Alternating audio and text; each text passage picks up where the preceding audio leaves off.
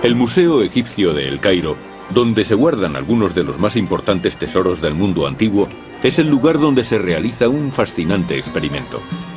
Aquí, las autoridades egipcias y expertos en tecnologías informáticas de IBM han unido sus esfuerzos para mostrar los secretos de toda una civilización. En un ambicioso proyecto denominado Egipto Eterno, miles de objetos antiguos, como esta escultura de un escriba sedente, están siendo sometidos a escáner, introducidos en una gran base de datos digital, estudiados con los métodos más modernos y puestos a disposición de cualquiera que tenga acceso a Internet. Como la propia egiptología moderna, este museo virtual utiliza las últimas innovaciones tecnológicas. Pero su empeño por documentar y descifrar los misterios de los antiguos egipcios no es nuevo. Forma parte de un proceso que empezó hace más de 200 años, en 1798, con un grupo de científicos e ingenieros europeos que viajaron a Egipto en una expedición auspiciada por Napoleón Bonaparte. Napoleón era consciente de que si quería gobernar Egipto y hacerlo adecuadamente tenía que conocer el país lo mejor posible. Y esto suponía llevar con él a expertos que lo estudiasen todo, desde la arquitectura del Cairo moderno a la vegetación, las tradiciones, todo. Pero a Napoleón no solo le interesaba el Egipto de su época, sino que también le intrigaba su misterioso pasado. Casi todo lo que se conocía provenía de las fuentes clásicas, muy limitadas y con frecuencia inexactas, o incluso de interpretaciones bíblicas, no válidas en la mayoría de los casos. Para recoger pruebas más precisas, algunos expertos se aventuraron en el desierto no lejos de El Cairo, donde estudiaron algunos de los monumentos más antiguos, las legendarias pirámides de Giza y la misteriosa esfinge de piedra. Pero hubo un hombre que se atrevió a llegar más lejos. Fue el barón Dominique Vivant Denon, antiguo diplomático y artista de fama reconocida. Desde su llegada, Denon había decidido buscar restos del antiguo Egipto siguiendo el cauce del Nilo. Cuando Napoleón ordenó a una división de su ejército que invadiese el territorio inexplorado del sur de Giza, Denon partió gustosamente con ella. El viaje fue duro. En un territorio plagado de bandidos, el ejército vivía bajo la amenaza constante de un ataque. Pero a 725 kilómetros al sur de El Cairo, sus privaciones tuvieron una inesperada recompensa. En torno a la ciudad de Luxor se encontraba el conjunto de monumentos más importante de Egipto. Aquí, en la antigua capital, Tebas, estaban los enormes templos de Karnak y Luxor. Y en la ribera oeste del Nilo, el Ramesseum y los santuarios de Medinet Habu. Denon fue el primer europeo en registrar pictóricamente aquella magnífica vista. Y aquello no era más que el principio. En otros 6 meses de viajes con el ejército, Denon encontró aún más monumentos y de vez en cuando arriesgó su vida por dibujarlos. Una de mis anécdotas favoritas es cuando el ejército se batía en retirada y les estaban disparando. Él no había terminado de dibujar un templo, así que giró su caballo y siguió dibujando mientras los demás le gritaban que se retirase.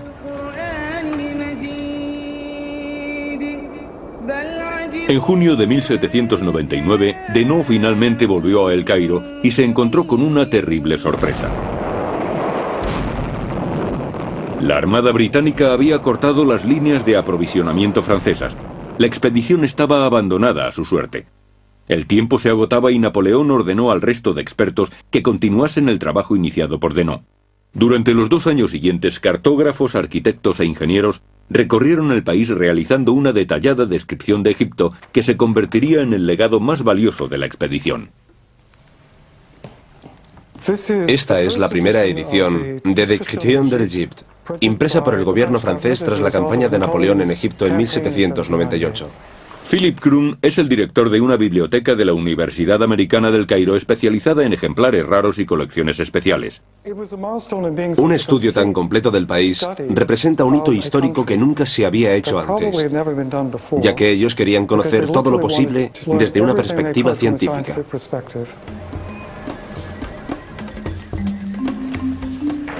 La mitad de los 23 volúmenes de la descripción presentan el trabajo original de los expertos, un inventario del país tal como lo encontraron hace 200 años. El resto contiene el primer estudio sistemático de su patrimonio histórico. Hay dibujos muy precisos de cientos de monumentos. Tebas y Luxor. Y preservados durante miles de años por el clima seco del país, trozos de papiro, animales momificados e incluso restos humanos. Esta es la cabeza momificada de un hombre descubierta en Tebas. Cuando este ingente trabajo fue publicado por primera vez en Europa en 1809, causó sensación. Su extensión y su propia magnitud de las cosas indicaba que Egipto era un lugar, un área arqueológica mucho más rica que la mayoría de áreas arqueológicas del mundo entero. Había pruebas evidentes de que aquellos vestigios eran más antiguos y más misteriosos de lo que se había pensado. Se sabía que antes que el esplendor de Roma se dio el esplendor de Grecia. De pronto resultaba que antes del esplendor de Grecia se había dado el de Egipto. Pero la descripción de Egipto tenía sus limitaciones. Hace 200 años la arqueología estaba en ciernes y nadie era capaz de descifrar el antiguo lenguaje figurativo conocido como jeroglífico. Aun cuando los expertos de Napoleón podían documentar sus extraordinarios descubrimientos, sabían muy poco sobre las ideas, creencias e historia de quienes habían creado todo aquello. Afortunadamente, pronto fue descubierta una antigua pieza arqueológica en el fuerte Rosetta, en la costa mediterránea de Egipto. La piedra Rosetta, descubierta por soldados franceses en 1799, tenía inscripciones grabadas en 3 formas de escritura diferentes: la jeroglífica egipcia, la demótica, utilizada en el siglo II a.C., y la griega. Los expertos comprendieron que si las 3 inscripciones correspondían a un mismo texto, podían tener la clave para descifrar el pasado del antiguo Egipto. Pero no era tan sencillo. Por la inscripción en griego estaba claro que el texto era una loa al faraón Ptolomeo V, pero por más que lo intentaron, los expertos no conseguían relacionar los diferentes idiomas. El primer inconveniente que había que superar era el hecho de que los jeroglíficos egipcios eran estrictamente ideográficos, es decir, que cada signo representaba una idea completa. Uno de los primeros europeos que llegó a esta conclusión fue un científico británico llamado Thomas Young. 16 años después del descubrimiento de la piedra, Young apreció que las referencias a Ptolomeo en el texto griego correspondían a grupos de jeroglíficos rodeados de unas líneas ovales conocidas como cartuchos. Entonces se le ocurrió que aquellos jeroglíficos representaban el nombre de Ptolomeo deletreado fonéticamente. Pero eso solo era una parte de la solución. El avance definitivo tendría lugar en París 7 años más tarde, gracias a un joven lingüista francés llamado François Champollion. Champollion, al igual que Young, pensaba que los jeroglíficos eran un antiguo alfabeto, y el 14 de septiembre de 1822 llevó su idea un paso más allá.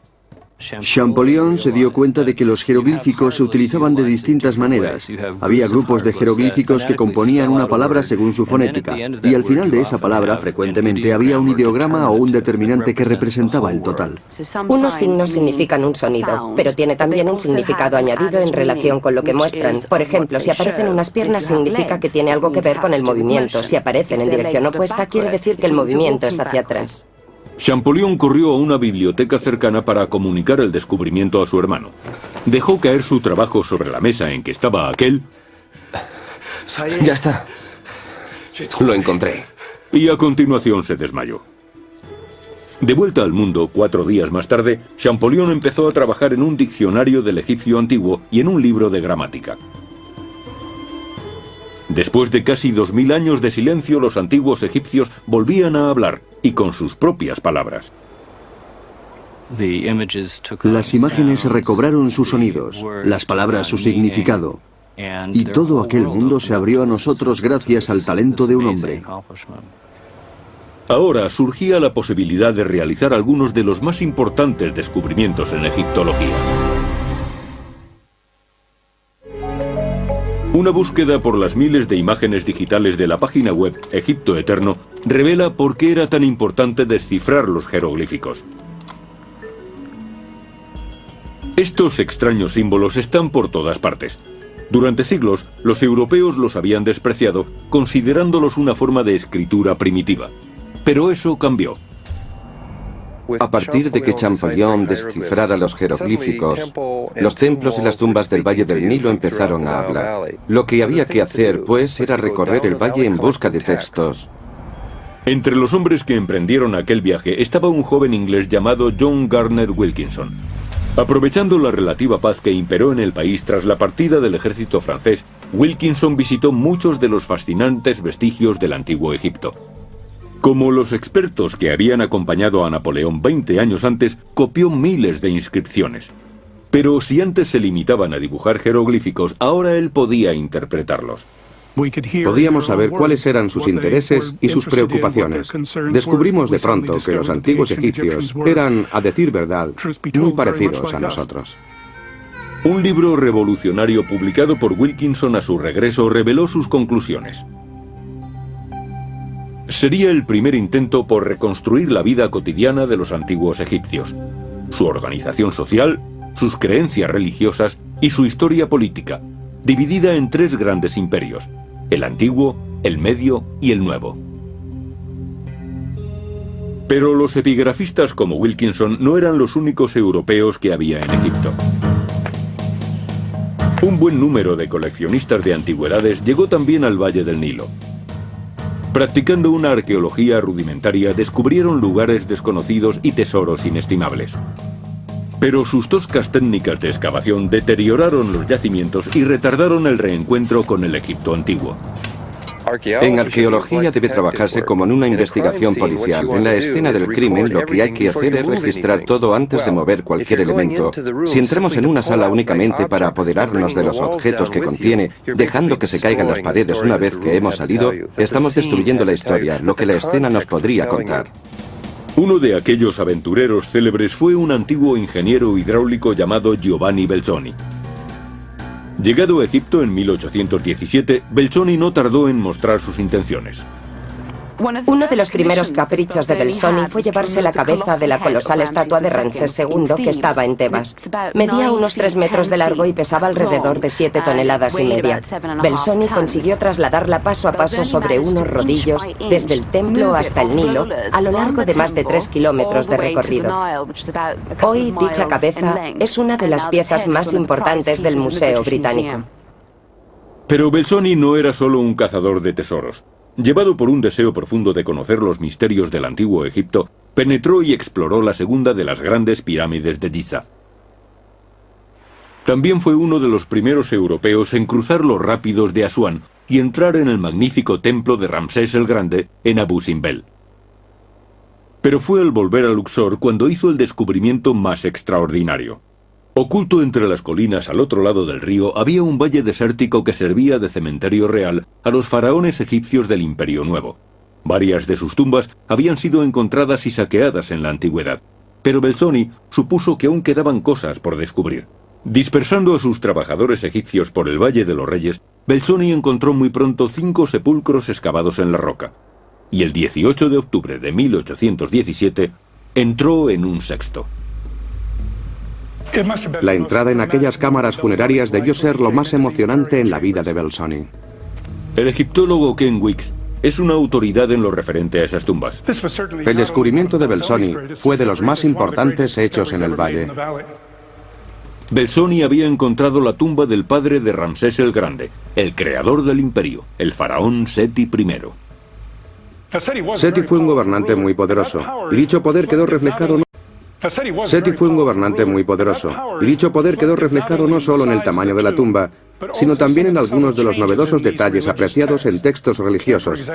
Aquí, por ejemplo, hay ciudadanos extranjeros representados. Era una forma de decir: Egipto bajo mi reinado se ha convertido en un gran imperio internacional y nuestros dioses controlan no solo lo que ocurre en el Valle del Nilo, sino también lo que sucede en todo el mundo conocido. A 140 metros de la entrada, en el interior de la roca, Belzoni encontró por fin la cámara funeraria. Este techo es una representación del cielo según lo veían los egipcios. Es tan bueno como el mejor que se haya pintado nunca en el Reino Unido. Aquella tumba también había sido saqueada en la antigüedad, pero los ladrones dejaron algo intacto: un sarcófago de alabastro traslúcido magníficamente decorado. Belzoni, por supuesto, se lo llevó a Inglaterra y acabó en el Museo Soames, donde está expuesto en un rincón oscuro de la planta baja. Un final indecoroso para uno de los objetos más espectaculares que se puede ver en cualquier museo del mundo.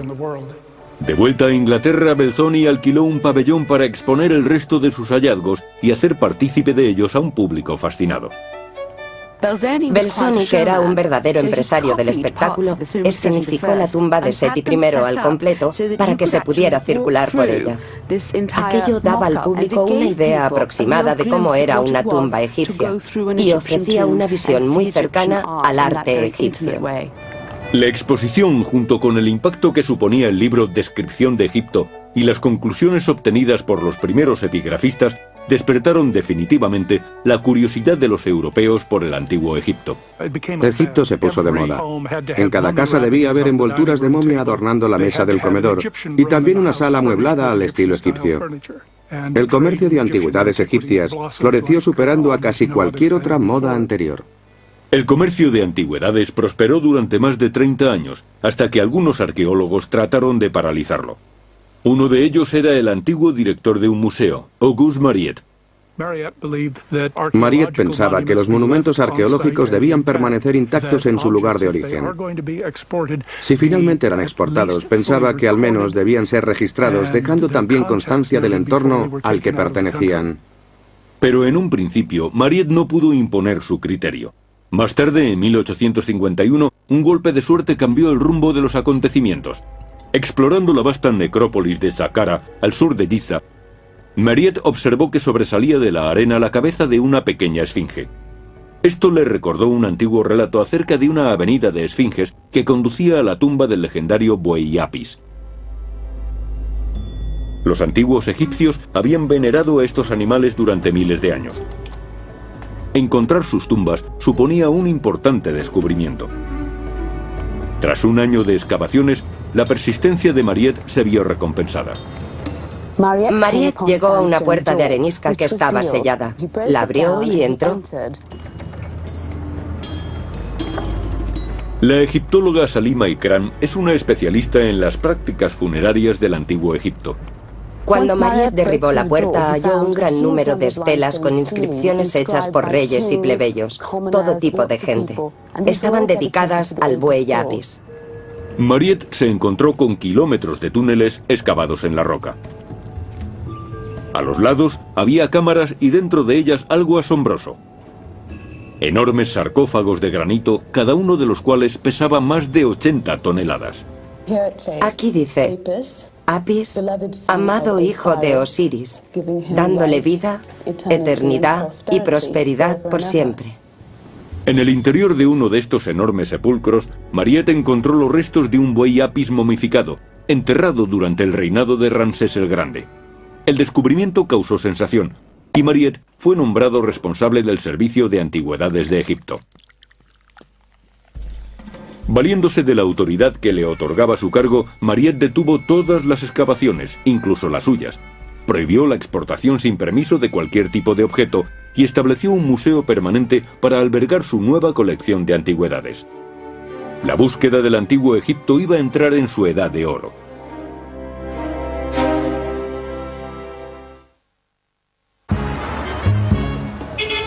Situado en el centro de El Cairo, el actual museo egipcio atrae a más de 6 millones de visitantes cada año. Aquí, un guía digital diseñado por IBM permite a los visitantes estudiar la amplia base de datos informática Egipto Eterno, a la vez que se observan los objetos exhibidos. La posibilidad de apreciar los objetos no solo como obras de arte, sino como testimonio de una antigua civilización, se vio favorecida a finales del siglo XIX por la intervención de la novelista de la época victoriana, Amelia Edwards.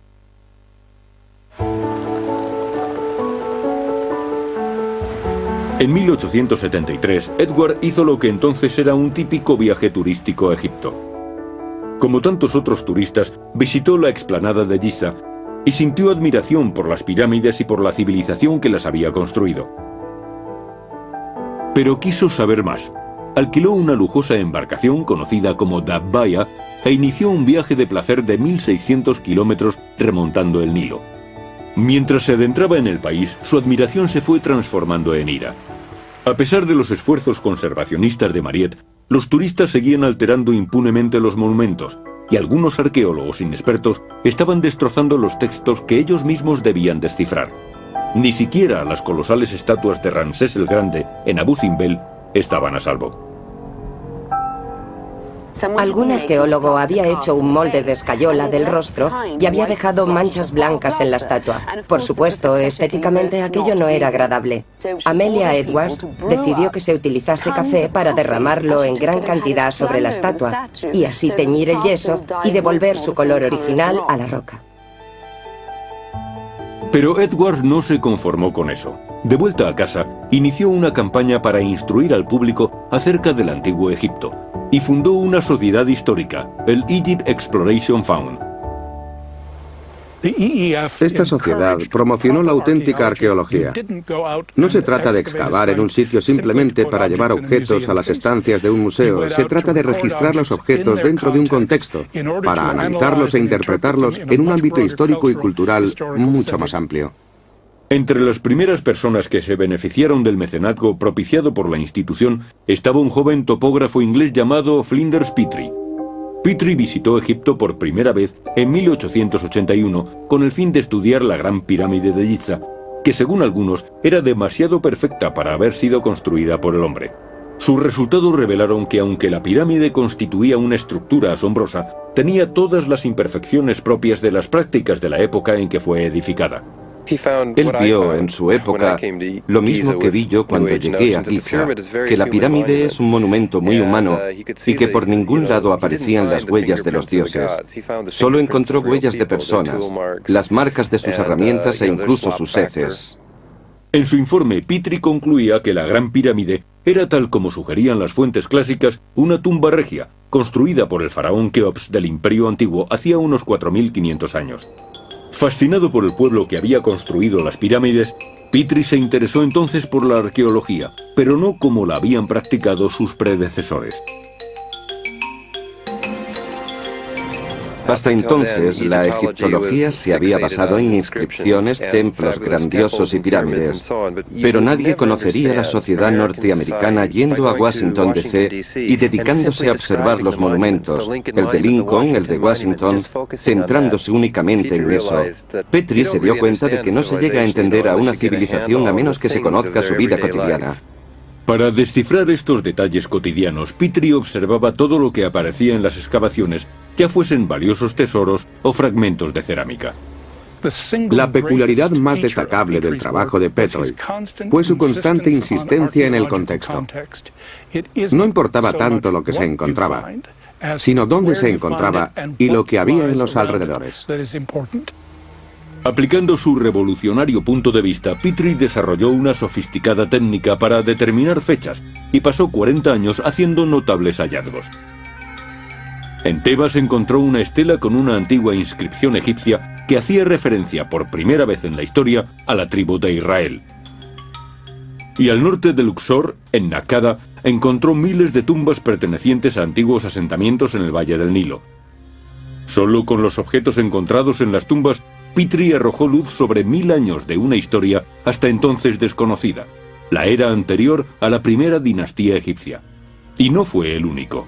Un creciente número de egiptólogos europeos y americanos trabajaban ahora en el Valle del Nilo y también hacían importantes descubrimientos. Una tablilla de piedra que relata la historia del faraón que unificó Egipto. Tablillas de arcilla que contienen cartas diplomáticas de hace 3 milenios. Y la única estatua conocida del faraón Keops del Imperio Antiguo para quien fue construida la Gran Pirámide. Sin embargo, uno de los hallazgos más fascinantes lo realizaron los propios egipcios en Luxor, un conjunto de momias retiradas de sus tumbas y escondidas por los sacerdotes allá en las postrimerías del Imperio Nuevo. Entre ellas había figuras reales, incluyendo a Seti I, de cuyo sarcófago se había apoderado Belzoni, y el más famoso de todos los faraones, Ramsés el Grande. De pronto, aquellos poderosos reyes ya no solo eran nombres, ahora tenían rostro. Pero aún quedaba un hallazgo formidable, una tumba real intacta. Las riquezas que podría contener solo cabían en la imaginación hasta el mes de noviembre de 1922, cuando el egiptólogo británico Howard Carter hizo uno de los más importantes descubrimientos arqueológicos de la historia. Carter, que había trabajado con Flinders Petrie, pasó 5 años estudiando el Valle de los Reyes antes de realizar su famoso hallazgo. Unos antiguos escalones excavados en la roca que conducían a un pasadizo lleno de escombros, al final del cual había un muro con el sello de un faraón del Imperio Nuevo poco conocido, Tutankamón. Retirando algunas piedras, Carter enfocó una linterna a través de un resquicio y miró al interior. Como Belzoni 180 años antes, el proyecto Egipto Eterno ha recreado la experiencia de entrar en una tumba recién descubierta. Allí había permanecido prácticamente intacto durante 3.500 años un ejemplo de la sofisticación de la realeza egipcia. Entre unos 5.000 objetos se incluían un carro desmontado en cuyo centro había un maniquí de tamaño natural. Camastros de oro con formas de animales, usados durante el funeral de Tutankamón. Un trono chapado en oro exquisitamente decorado. Y una puerta sellada, flanqueada por 2 estatuas del rey fallecido. Detrás de aquella puerta, Carter encontró 4 sepulcros que contenían 3 sarcófagos de oro, dentro de los cuales yacían los restos momificados del propio faraón. El contenido, la calidad de la decoración, la cantidad de oro encontrado en la tumba, todo aquello cautivó la imaginación popular. No es de extrañar que otra vez, como cuando Belzoni descubrió la tumba de Seti I, aumentase el interés popular por la egiptología en Norteamérica y Europa. Ni tampoco que la egiptología se convirtiese de pronto en el área mejor financiada de toda la arqueología mundial. Fue un momento decisivo en la historia de nuestra disciplina. Pero el descubrimiento de la tumba de Tutankamón fue solo el principio. Otras revelaciones aún más importantes tendrían lugar en años sucesivos.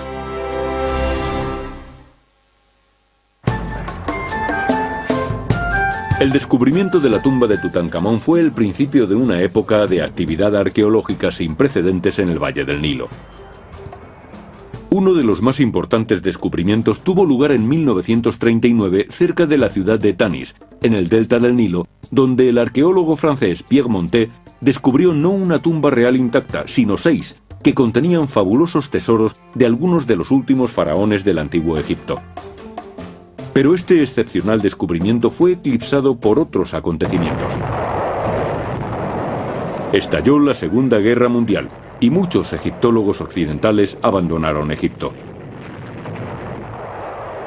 13 años más tarde, la revolución egipcia apartó a los europeos del poder. Los egiptólogos egipcios, ahora independientes, empezaron a hacer hallazgos fascinantes. Uno de los más sorprendentes tuvo lugar a la sombra de la Gran Pirámide de Giza, cuando un inspector de antigüedades egipcio llamado Gamal el-Malak descubrió este barco, de 4.500 años de antigüedad, que había pertenecido al faraón Keops. Cada vez se iba conociendo más sobre la vida de los reyes egipcios. Pero los egiptólogos aún no se preguntaban por la vida cotidiana de los ciudadanos corrientes. Hasta entonces, las técnicas arqueológicas no habían avanzado lo suficiente para aclarar mucho en este aspecto. Pero eso cambiaría pronto gracias al programa Nubian Salvage Project.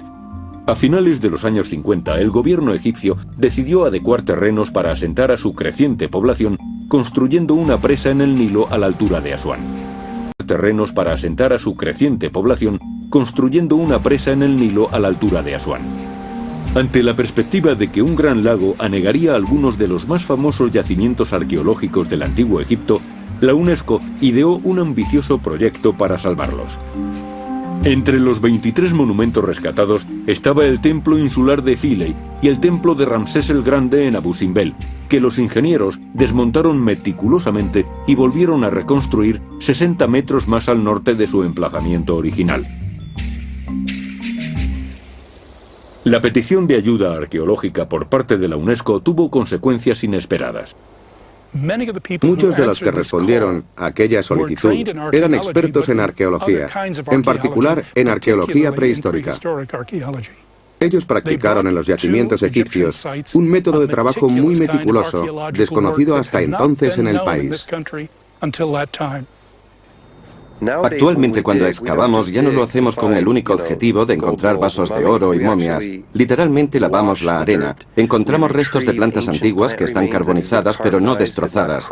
Recogemos incluso los restos de cerámica más pequeños. Es pues un tipo de arqueología que lleva el antiguo interés de Petrie por los materiales usados en la vida cotidiana aún más lejos de lo que él mismo podría haber imaginado. Aquí, en la explanada de Giza, el egiptólogo Mark Liner ha empleado muchas de estas técnicas para comprender no ya las pirámides, sino al pueblo que las construyó. ¿Cómo estudiaron el paisaje para construir tan monumentales estructuras? ¿De dónde sacaron la cerámica, la madera, el combustible, los obreros y el alimento? Esto despertó mi interés por saber cuánta gente había intervenido en la construcción de las pirámides. Los egiptólogos han hablado de 20 o 30.000 personas tal vez. Eso representaría una gran ciudad en el tercer milenio antes de Cristo. ¿Dónde vivía toda aquella gente? ¿Qué comía? En 1995, Liner empezó a explorar una zona concreta al sur de la explanada, donde descubrió algo sorprendente. Estamos encontrando los restos de la ciudad perdida de las pirámides. Casi con toda seguridad son de la época en que fueron construidas las pirámides de Kefren y Mykerinos. Hemos desenterrado una sección del tamaño de unos 7 campos de fútbol. Y si tenemos en cuenta los restos de huesos de animales hallados, sabemos que en este lugar había carne suficiente para alimentar a 6 o 7.000 personas. Considerando todas las pruebas obtenidas, Liner cree que estas personas participaban en un proyecto público que implicaba a todos los egipcios. Las pirámides eran una especie de gran señor y la organización del territorio y de la vida influyó en la sociedad de las postrimerías del Imperio Medio y del Imperio Nuevo. Hay un momento crítico en el que alcanzan más que nuevas tecnologías, nuevas formas de organizar su sociedad y su economía con el fin de realizar uno de los mayores proyectos de ingeniería civil del mundo. Esta organización es la que me hace considerar que la cuestión no es cómo los egipcios construyeron las pirámides, sino cómo las pirámides ayudaron a construir Egipto. Mientras tanto, el actual director del Servicio de Antigüedades de Egipto, Zahi Hawass, ha estado excavando un yacimiento cercano. Durante años sospechó la presencia de un cementerio de la época del Imperio Antiguo. Las primeras excavaciones no desvelaron nada. Más tarde, en 1990, un accidente cambió las cosas. Una turista americana iba cabalgando. De pronto el caballo hundió una pata en un agujero. Se trataba de una tumba. Cuando me avisaron acudí allí y dije, lo hemos encontrado, eran las tumbas de los constructores de las pirámides. En 15 años de excavaciones, Hawass ha sacado más de 600 esqueletos y ha demostrado que aquellos antiguos obreros eran sin duda humanos. El estudio de los esqueletos nos indica que la estatura media de un egipcio estaba entre 1,50 y 1,80. Tienen zonas de la espalda dañadas, tanto hombres como mujeres, debido al transporte de objetos pesados.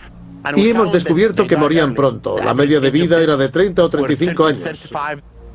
El cementerio también cuestiona la idea tradicional de que solo los faraones eran enterrados en pirámides. Esta tumba nos proporciona mucha información, porque sabemos que la forma de pirámide en el Imperio Antiguo no estuvo relacionada exclusivamente con el rey y la reina. Aquí hemos comprobado que la pirámide era una iconografía popular. Eso tiene forma de pirámide, y en ella enterraron gente. Tiene la misma forma que la pirámide del rey, y se puede comparar con la pirámide de Keops. El rey se podía permitir una de piedra caliza, los trabajadores solo podían permitirse una de adobe. Y no es solo la explanada de Giza la que desvela sus secretos. En el delta del Nilo, en Tel el Daba, el arqueólogo austríaco Manfred Britack ha encontrado fragmentos de enormes murales idénticos a los pintados por los minoicos en Creta, lo cual sugiere que las culturas antiguas tuvieron mucho más contacto entre sí de lo que pensábamos.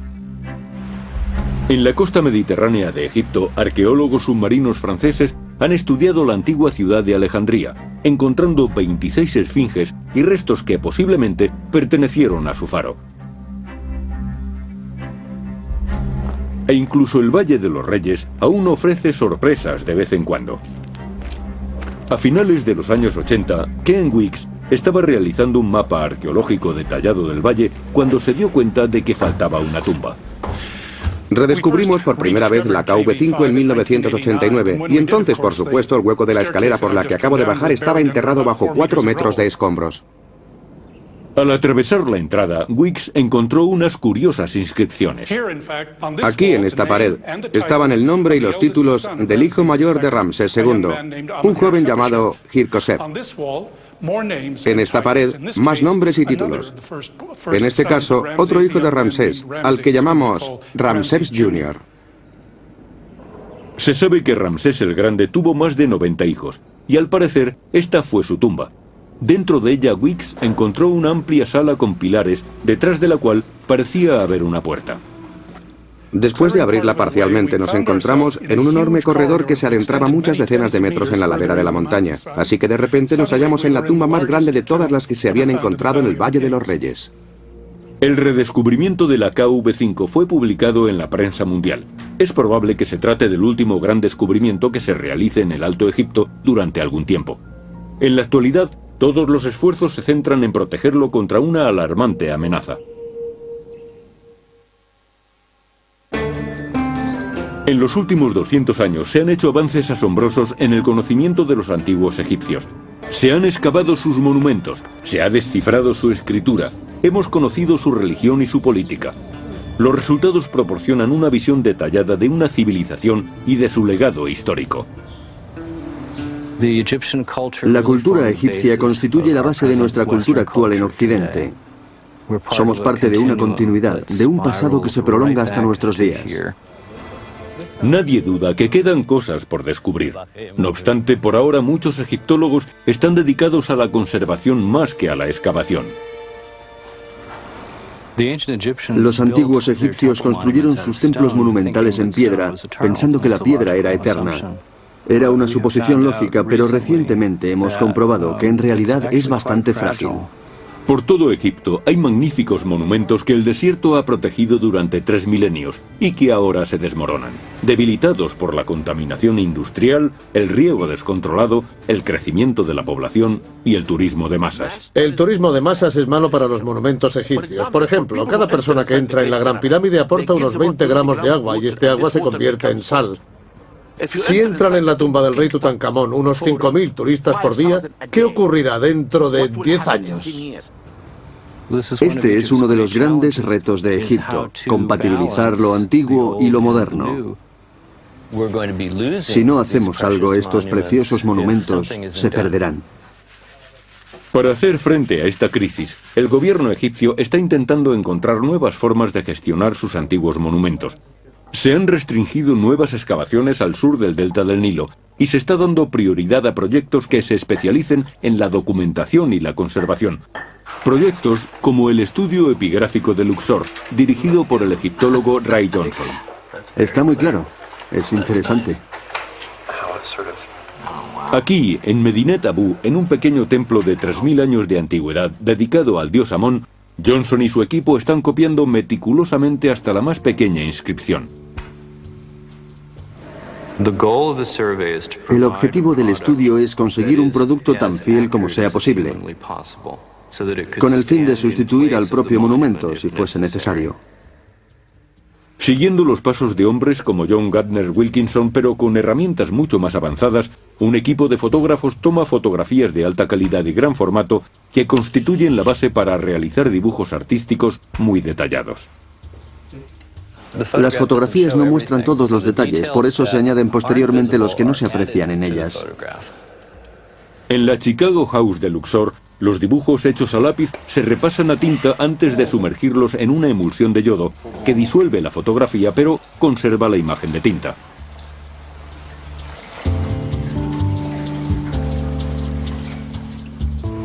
Quitaremos cualquier rastro de arena.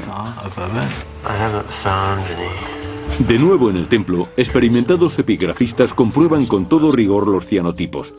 Cuando Johnson está convencido de que son totalmente exactos, entonces son enviados a Chicago para su publicación. Los resultados son excelentes, pero el trabajo en cada templo puede durar hasta 30 años. La información que está grabada en la superficie de las paredes excavadas se conserva así para la eternidad. Queda congelada en el tiempo.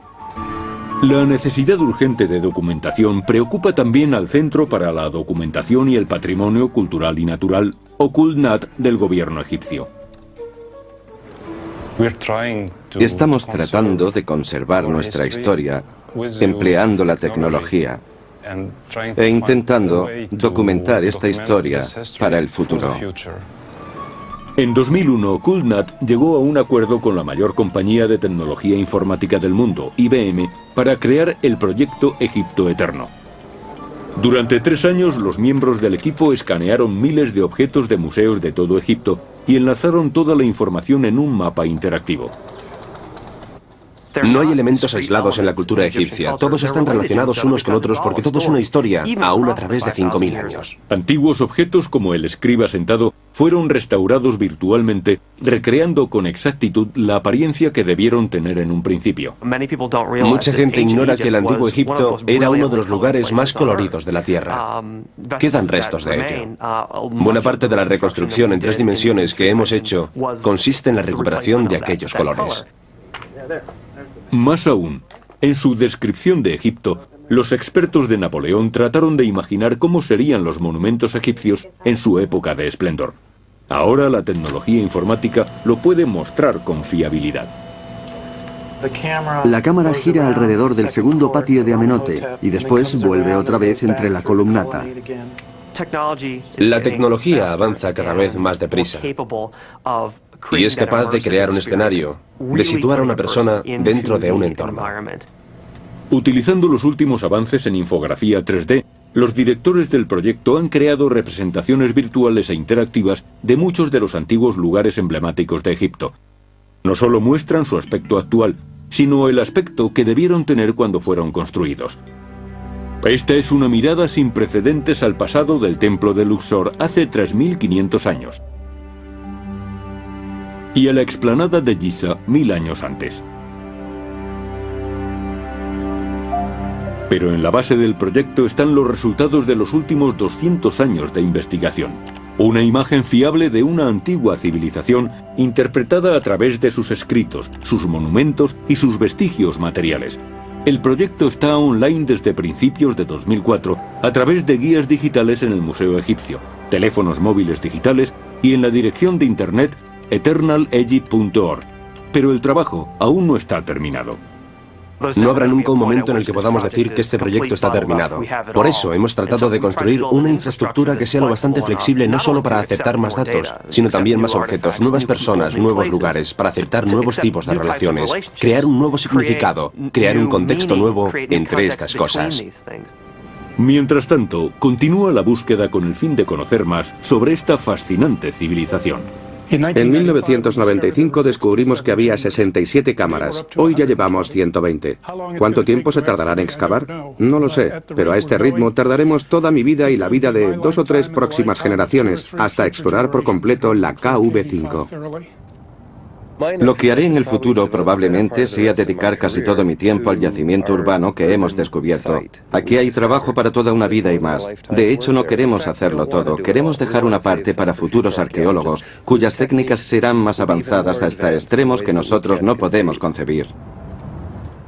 En la actualidad debemos concienciarnos de que el pasado del antiguo Egipto es el pasado de todos nosotros porque debemos mucho a aquella gente. Les debemos nuestro conocimiento, nuestro pensamiento, nuestra filosofía y nuestro entendimiento de la vida. Este es nuestro patrimonio, y puesto que existe y porque ha permanecido con tal esplendor hasta nuestros días, es responsabilidad de la presente generación asegurar su supervivencia en el futuro. Esa es nuestra responsabilidad.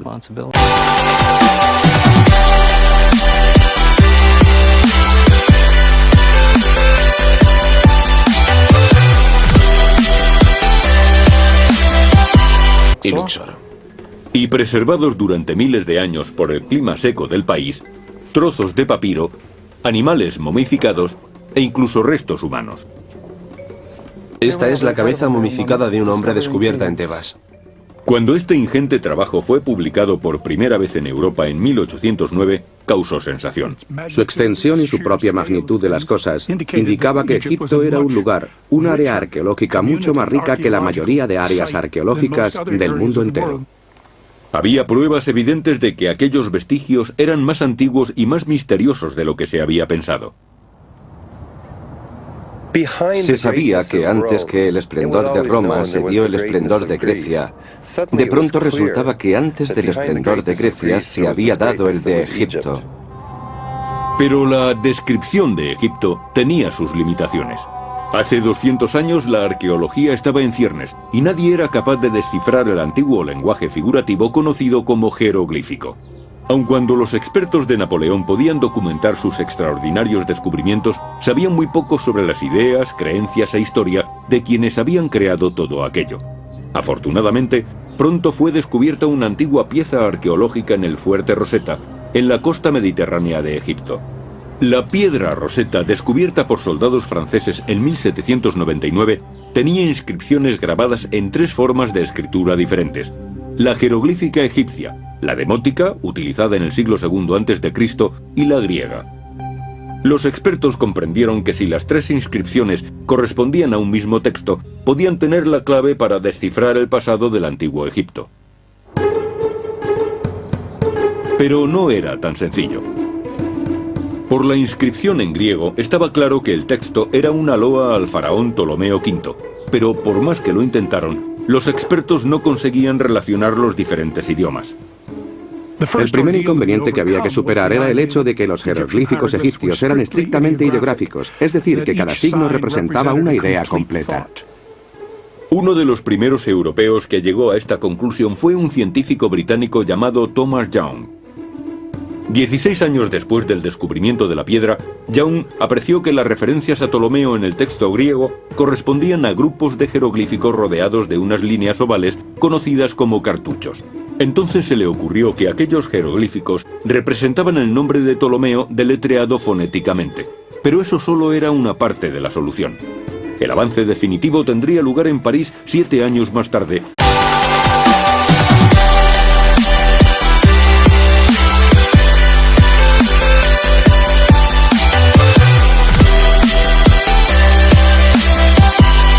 El Museo Egipcio de El Cairo, donde se guardan algunos de los más importantes tesoros del mundo antiguo, es el lugar donde se realiza un fascinante experimento.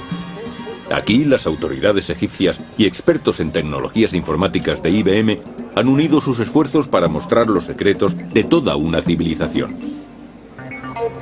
En un ambicioso proyecto denominado Egipto Eterno, miles de objetos antiguos, como esta escultura de un escriba sedente, están siendo sometidos a escáner, introducidos en una gran base de datos digital, estudiados con los métodos más modernos y puestos a disposición de cualquiera que tenga acceso a Internet. Como la propia egiptología moderna, este museo virtual utiliza las últimas innovaciones tecnológicas. Pero su empeño por documentar y descifrar los misterios de los antiguos egipcios no es nuevo.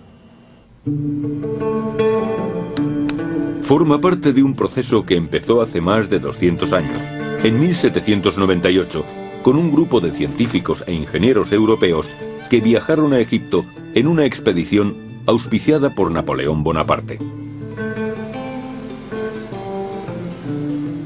Napoleón era consciente de que si quería gobernar Egipto y hacerlo adecuadamente tenía que conocer el país lo mejor posible. Y esto suponía llevar con él a expertos que lo estudiasen todo, desde la arquitectura del Cairo moderno a la vegetación, las tradiciones, todo. Pero a Napoleón no solo le interesaba el Egipto de su época, sino que también le intrigaba su misterioso pasado. Casi todo lo que se conocía provenía de las fuentes clásicas, muy limitadas y con frecuencia inexactas, o incluso de interpretaciones bíblicas, no válidas en la mayoría de los casos. Para recoger pruebas más precisas, algunos expertos se aventuraron en el desierto no lejos de El Cairo, donde estudiaron algunos de los monumentos más antiguos, las legendarias pirámides de Giza y la misteriosa esfinge de piedra. Pero hubo un hombre que se atrevió a llegar más lejos. Fue el barón Dominique Vivant Denon, antiguo diplomático y artista de fama reconocida. Desde su llegada, Denon había decidido buscar restos del antiguo Egipto siguiendo el cauce del Nilo. Cuando Napoleón ordenó a una división de su ejército que invadiese el territorio inexplorado del sur de Giza, Deneau gracias a un joven lingüista francés llamado François Champollion. Champollion, al igual que Young, pensaba que los jeroglíficos eran un antiguo alfabeto y el 14 de septiembre de 1822 llevó su idea un paso más allá. Champollion se dio cuenta de que los jeroglíficos se utilizaban de distintas maneras. Había grupos de jeroglíficos que componían una palabra según su fonética, y al final de esa palabra frecuentemente había un ideograma o un determinante que representaba el total. Unos signos significan un sonido, pero tiene también un significado añadido en relación con lo que muestran. Por ejemplo, si aparecen unas piernas significa que tiene algo que ver con el movimiento. Si aparecen en dirección opuesta, quiere decir que el movimiento es hacia atrás. Champollion corrió a una biblioteca cercana para comunicar el descubrimiento a su hermano. Dejó caer su trabajo sobre la mesa en que estaba aquel. Ya está. Lo encontré. Y a continuación se desmayó. De vuelta al mundo, 4 días más tarde, Champollion empezó a trabajar en un diccionario del egipcio antiguo y en un libro de gramática. Después de casi 2000 años de silencio, los antiguos egipcios volvían a hablar, y con sus propias palabras. Las imágenes recobraron sus sonidos, las palabras su significado, y todo aquel mundo se abrió a nosotros gracias al talento de un hombre. Ahora surgía la posibilidad de realizar algunos de los más importantes descubrimientos en egiptología. Una búsqueda por las miles de imágenes digitales de la página web Egipto Eterno revela por qué era tan importante descifrar los jeroglíficos. Estos extraños símbolos están por todas partes. Durante siglos, los europeos los habían despreciado, considerándolos una forma de escritura primitiva. Pero eso cambió. A partir de que Champollion descifrara los jeroglíficos, los templos y las tumbas del Valle del Nilo empezaron a hablar. Lo que había que hacer, pues, era recorrer el valle en busca de textos. Entre los hombres que emprendieron aquel viaje estaba un joven inglés llamado John Garner Wilkinson. Aprovechando la relativa paz que imperó en el país tras la partida del ejército francés, Wilkinson visitó muchos de los fascinantes vestigios del antiguo Egipto. Como los expertos que habían acompañado a Napoleón 20 años antes, copió miles de inscripciones. Pero si antes se limitaban a dibujar jeroglíficos, ahora él podía interpretarlos. Podíamos saber cuáles eran sus intereses y sus preocupaciones. Descubrimos de pronto que los antiguos egipcios eran, a decir verdad, muy parecidos. Partió gustosamente con ella. El viaje fue duro. En un territorio plagado de bandidos, el ejército vivía bajo la amenaza constante de un ataque. Pero a 725 kilómetros al sur de El Cairo, sus privaciones tuvieron una inesperada recompensa. En torno a la ciudad de Luxor se encontraba el conjunto de monumentos más importante de Egipto. Aquí, en la antigua capital, Tebas, estaban los enormes templos de Karnak y Luxor. Y en la ribera oeste del Nilo, el Rameseum y los santuarios de Medinet Abu. Deneau fue el primer europeo en registrar pictóricamente aquella magnífica vista. Y aquello no era más que el principio. En otros 6 meses de viajes con el ejército, Deneau encontró aún más monumentos, y de vez en cuando arriesgó su vida por dibujarlos. Una de mis anécdotas favoritas es cuando el ejército se batía en retirada y les estaban disparando. Él no había terminado de dibujar un templo, así que giró su caballo y siguió dibujando mientras los demás le gritaban que se retirase.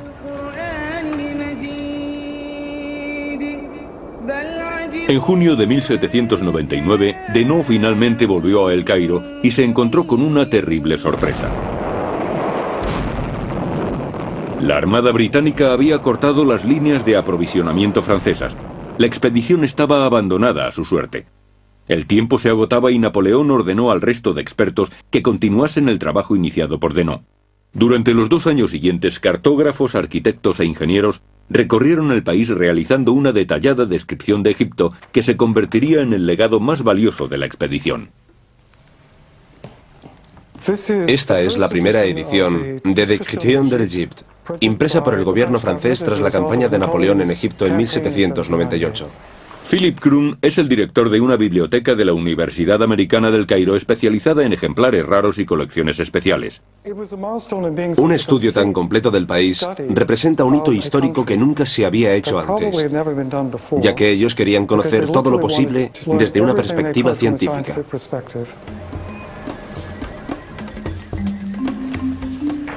La mitad de los 23 volúmenes de la descripción presentan el trabajo original de los expertos, un inventario del país tal como lo encontraron hace 200 años. El resto contiene el primer estudio sistemático de su patrimonio histórico. Hay dibujos muy precisos de cientos de monumentos. Tebas, pues a nosotros. Un libro revolucionario publicado por Wilkinson a su regreso reveló sus conclusiones.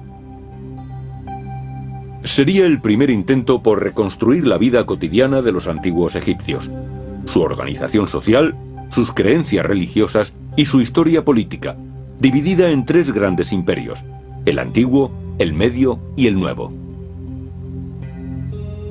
Pero los epigrafistas como Wilkinson no eran los únicos europeos que había en Egipto. Un buen número de coleccionistas de antigüedades llegó también al Valle del Nilo. Practicando una arqueología rudimentaria, descubrieron lugares desconocidos y tesoros inestimables. Pero sus toscas técnicas de excavación deterioraron los yacimientos y retardaron el reencuentro con el Egipto antiguo. En arqueología debe trabajarse como en una investigación policial. En la escena del crimen lo que hay que hacer es registrar todo antes de mover cualquier elemento. Si entramos en una sala únicamente para apoderarnos de los objetos que contiene, dejando que se caigan las paredes una vez que hemos salido, estamos destruyendo la historia, lo que la escena nos podría contar. Uno de aquellos aventureros célebres fue un antiguo ingeniero hidráulico llamado Giovanni Belzoni. Llegado a Egipto en 1817, Belzoni no tardó en mostrar sus intenciones. Uno de los primeros caprichos de Belzoni fue llevarse la cabeza de la colosal estatua de Ramsés II que estaba en Tebas. Medía unos 3 metros de largo y pesaba alrededor de 7 toneladas y media. Belzoni consiguió trasladarla paso a paso sobre unos rodillos desde el templo hasta el Nilo, a lo largo de más de 3 kilómetros de recorrido. Hoy dicha cabeza es una de las piezas más importantes del Museo Británico. Pero Belzoni no era solo un cazador de tesoros. Llevado por un deseo profundo de conocer los misterios del antiguo Egipto, penetró y exploró la segunda de las grandes pirámides de Giza. También fue uno de los primeros europeos en cruzar los rápidos de Asuán y entrar en el magnífico templo de Ramsés el Grande en Abu Simbel. Pero fue al volver a Luxor cuando hizo el descubrimiento más extraordinario. Oculto entre las colinas al otro lado del río había un valle desértico que servía de cementerio real a los faraones egipcios del Imperio Nuevo. Varias de sus tumbas habían sido encontradas y saqueadas en la antigüedad, pero Belzoni supuso que aún quedaban cosas por descubrir. Dispersando a sus trabajadores egipcios por el Valle de los Reyes, Belzoni encontró muy pronto 5 sepulcros excavados en la roca, y el 18 de octubre de 1817 entró en un sexto.